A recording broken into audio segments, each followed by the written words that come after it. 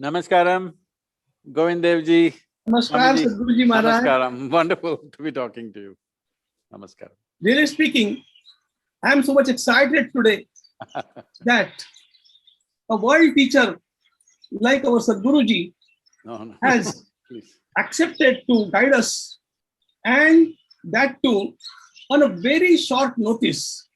I apologize that I should have requested much earlier, but it's your grace only that you accepted it. I bow before you my When you're hundreds and hundreds pranams for you. when you're continuing Krishna's work, how can I say no to you? It's the grace that you are showering upon us. Today, as Bhagavad Gita has said, Sadvidya pranipatena pariprashnena sevaya upadekshanti te jnanam jnaninas tattvadarshinaha. Those great seers guide you only when you offer your pranams at their lotus feet and ask some questions. We, for last 6 months, during this COVID period, are working. Really speaking, we have been working for 36 years for this cause, but it was never online. But this COVID has compelled us to come online, and it has turned like a miracle. We reached around 80 countries, and more than 1 lakh kids, almost kids, some parents have learned by heart 2 chapters from Bhagavad Gita. Wonderful. This is being done by selfless workers who are not paid at all. They are all only honorary workers. They are Krishna Bhaktas, they are the Karyakartas only. And we are doing this through 11 languages. And today, it's grace of God that we have found a world teacher like you to guide us. In the beginning, I want to ask one thing. From the beginning, we have emphasized upon one thing, that we may read Gita from any language, from any translation. But when chanting, we should emphasize only on the Sanskrit text, because they are the words that have come from the lotus mouth of Bhagavan Krishna, and therefore they are like mantras. And therefore, all this Gita teaching is done through Sanskrit text only as far as the chanting is concerned. For explanation, we use all the languages. With folding hands, I am asking a question.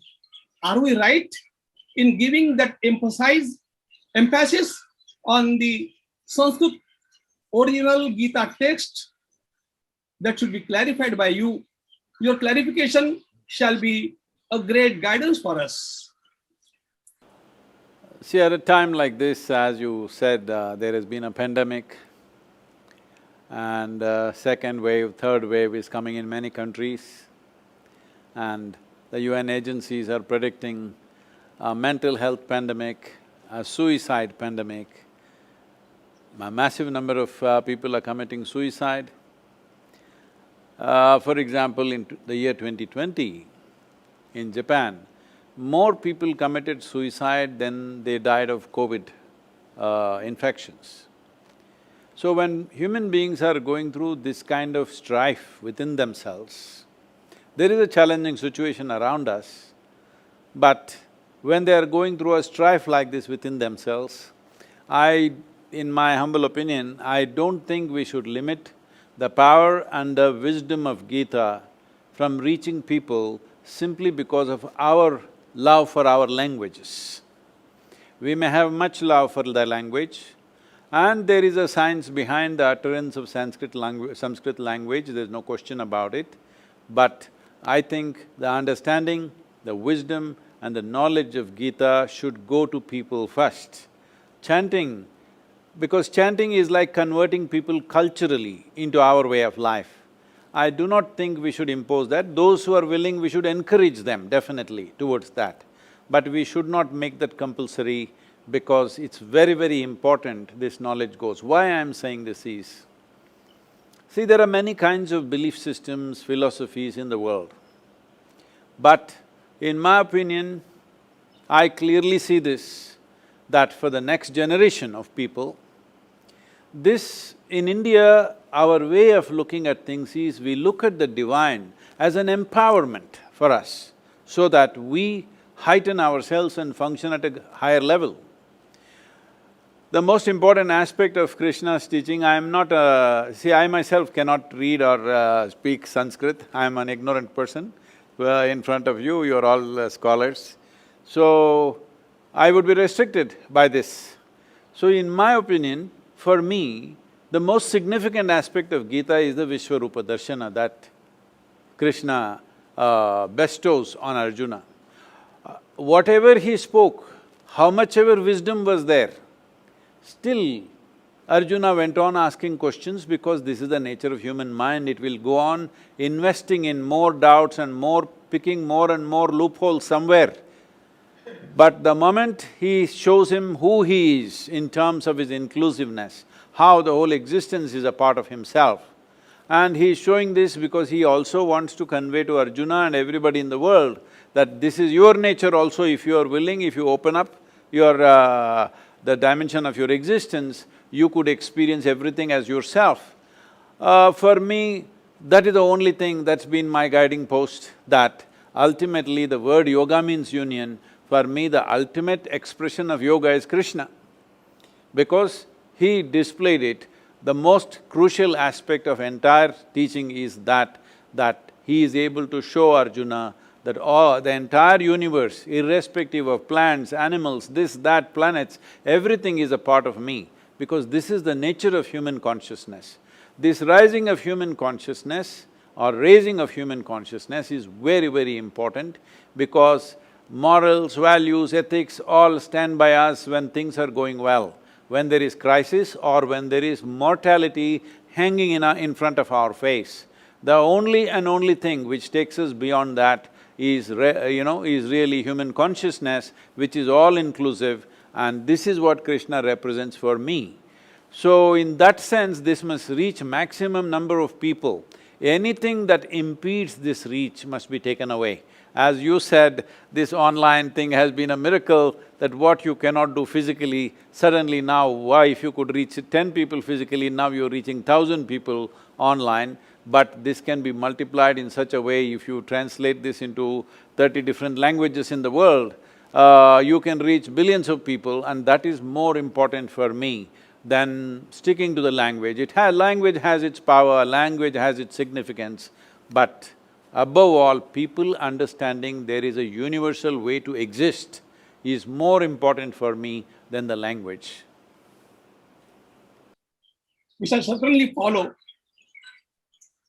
this advice and shall try to reach utmost people. Can I ask one more question? Yes, sir. Today, we want to know what can be the essential message for global youth from Bhagavad Gita. If we want to look at something as a message, I think the most significant message of not just Gita, Krishna's life as a whole is… see, in many ways his life is full of strife. There are so many wars, there are fights, there are people who are extreme levels of evil intentions and actions. So his life in many ways is full of strife and challenges.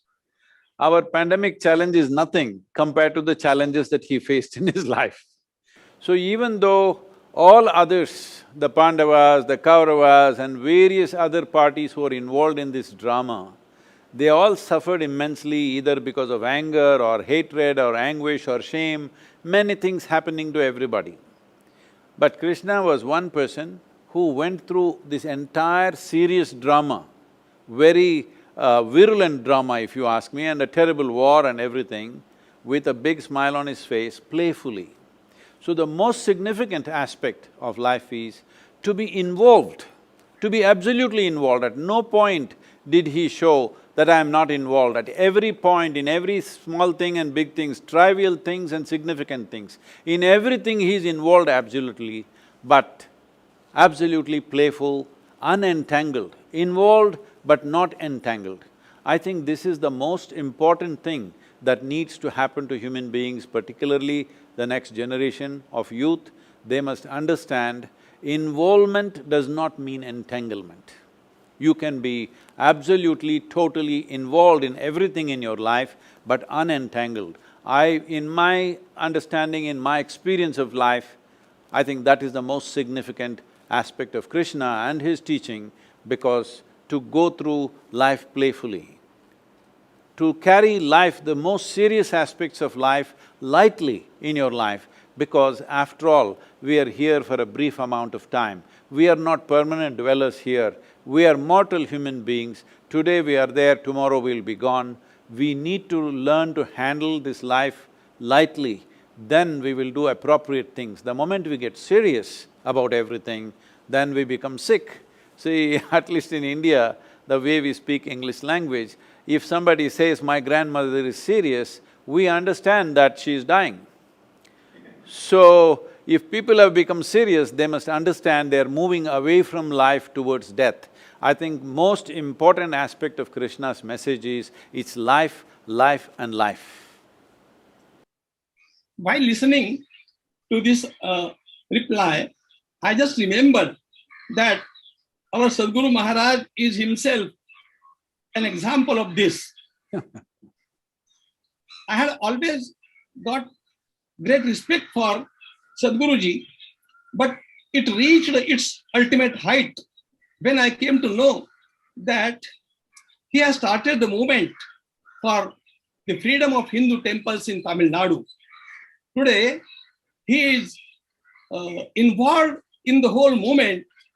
We assure that we are all with you, and we desire to start the movement for the whole of India. But at this point, what I remember is Sadhguruji is involved but not entangled in the movement, and therefore he is just setting an example before us, in front of us, for how to live the life. It's a very great message for the global youth. This is a very important thing, because see, the basic infrastructure in this country which kept the Hindu way of life alive, because Hindu way of life is not run by one head somewhere, there is no one belief system, there is no one book, there is no one principle. Everything is entertained and everything is respected and regarded. The variety of spiritual processes, all of it has been respected. Karma, Gnana, Kriya, Bhakti, everything on the same platform. We are not separating those two as one superior to the other. But at different times, maybe different things become significant in human evolution. At different times of history and time, certain things become more dominant than the other, that's a different matter. But we have not ever thought this path is superior to that path is superior to this. So in this context, temple infrastructure was the main infrastructure where nobody ever led a prayer or a teaching, but people went there to imbibe that energy. We go to a temple not to pray, but to have darshan. We want to see and imprint that divine image within our hearts and come out. We are not going there to pray, we are not going there to petition God. He need not talk to us, He is silent, but we want to take His image into our hearts. This is the nature of the Hindu temple. But now, to keep this as a vibrant image, the murti, to keep it alive, there are many processes. When these processes are run by people who are not involved, who are just government employees, well, these processes are all dying As the government has admitted over 12,000 temples, there is no puja happening, even one puja is not happening. 37,000 temples, their income is less than 10,000 rupees per year. And 34,000 temples, there's only one person in the temple doing puja, maintenance, security, everything one person, and he is paid 1,500 rupees, 30 rupees per day, something like that. So, when this is the condition, I feel devotees must take into charge, but for this everybody needs to come together. I am saying that I am receiving a lot of abuse now myself, and they are not even sparing my mother, they're abusing everything. And unfortunately, what I see is very strong devotees, genuine devotees are also misguided by certain vested interests, and there's a lot of reaction. It is very important that we present ourselves with a single face, not one against the other, because this has cost us enormously in the past. Enormously in the past, through the invasions, through occupations, we have paid a huge price, at least in free India. We are going to complete 75 years of independence. It is time we come together as one force. It is not necessary. We are not made like this in the Hindu way of life. You have to agree with me, I have to agree with you, not necessary. There may be many things I don't agree with you, many things you don't agree with me. This is perfectly fine. We need to understand Krishna's life is an example. Though he is standing there as a divine embodiment, still Arjuna can ask him 100 questions. He is not telling him, just shut up and listen to me. He is answering every question, all right? So this is the nature of our culture. It is not necessary we have to agree with each other, but still we must understand the fundamental purpose is same. So we should not go in divergent ways, which unfortunately is happening in the country. I hope we come to our senses and function as one unit, because the demographics of the nation is changing in such a way. At this time, I am not even thinking of my culture, your culture in that sense. I am seeing that this is the only culture which allows seeking for truth. Everywhere else, everything is written down, you either believe it or you're dead kind of attitude. Here, even if God himself comes, we can question him. Where else is it possible that you can question God, you can ask 100 questions to God, where else is it possible? This is the only culture. So I am saying, for future generations, the only thing that will be relevant for the world's youth for all the youth in the world is this Hindu way of life, not as a religion, not as my culture, you must take it, not like that, but as a teaching, as a guidance. There is no other guidance in the world which is universal and inclusive. Let us keep it inclusive and universal. Let us not make this you versus me, because there is no you versus me. You can worship a stone, I can worship a tree, but both are devotees. This is the nature of our culture, we must keep it that way.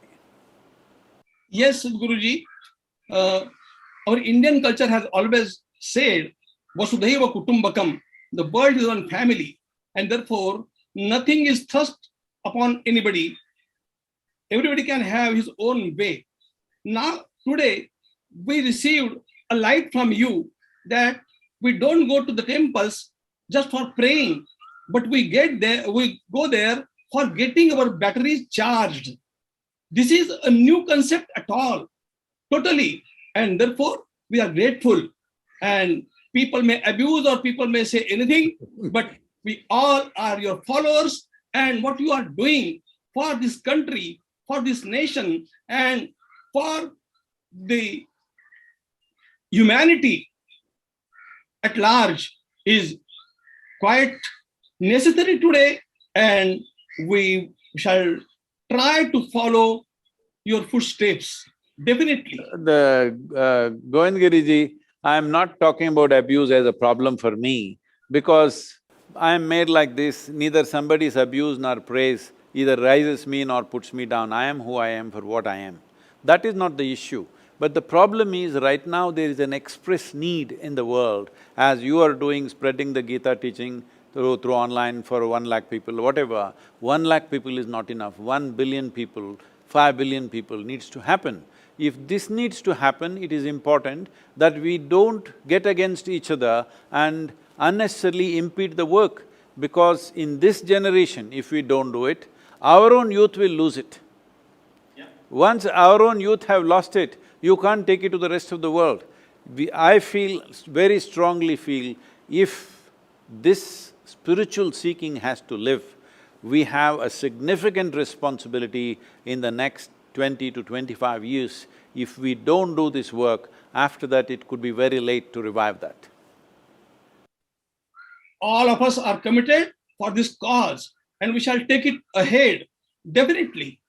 Can you please guide how Bhagavad Gita can be useful in these days of pandemic for all the people? See, I am not an expert on the Gita as you are, Swamiji, but in my understanding… Whatever you are speaking is Gita only. This is what my being sings within me. I've unfortunately not spent, because I got all Western educated, I did not go into the scriptural studies in any way. But in my understanding, what I see is, when you say Gita, we are not talking about a song that somebody sings. We are talking about a song that our soul sings. My body and your body may sing different songs. My mind and your mind may sing different songs. My emotions and your emotions may sing different songs. But my soul and your soul cannot sing different songs. It sings only one song. Great. And in whatever ways they have tried to put it into language, because putting this into language is not easy. I personally feel it's almost nearly impossible. You can talk around it, the real song can never be put into words. I think Gita is one of those efforts to put that into words in the closest possible manner, which has come to us through the ages, from the time of Krishna and Mahabharata and whatever. So, in this context, what is the most important thing? Simply means this. Well, Krishna is an embodiment of yoga for me, because you can only be playful even when there is life and death situation, not just for you, for everybody who's dear to you, there is life and death situation, you are still playful. This is only possible if you are well established in yoga. If you are not well established in yoga, life situations will squeeze you, life situations will crush you, life situations will make you a different kind of person in different situations. No matter life or death, still you are at ease and you're playful.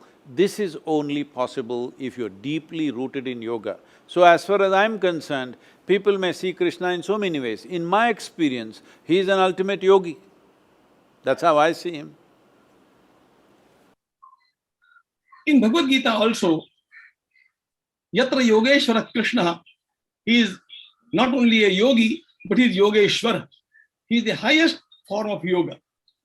And the way you are guiding people, when Sadhguruji was not there in Coimbatore, I had been in the ashram. Oh, really? I'm sorry, Yeah. I didn't know. Yeah. I'm sorry I was not there. And I imparted this to you when we met in Omkareshwaram. But what I'm saying today is, everywhere in every nook and corner of that ashram, we saw that you have tried to protect our Indian vision, our Indian culture, totally. This is the great challenge.